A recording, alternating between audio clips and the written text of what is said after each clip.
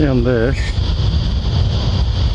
got a purple swamp hen, and you can hear another one in the reeds just near me. They're very hard to approach. They're really nice. The purple on their breast is a beautiful royal purple. Try and get a little bit closer, but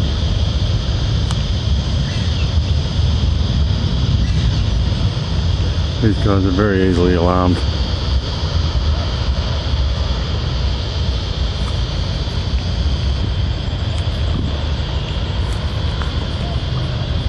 Now, where'd he go?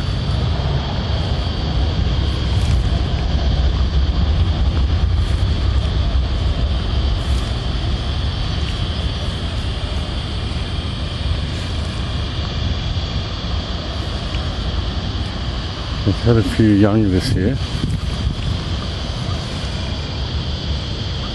There he is, just down there.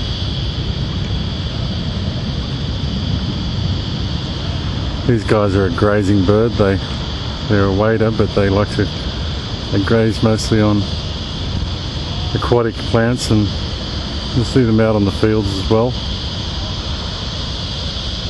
Sorry I'm not getting much footage here, but like I said, they run away very quickly. They do fly in short distances.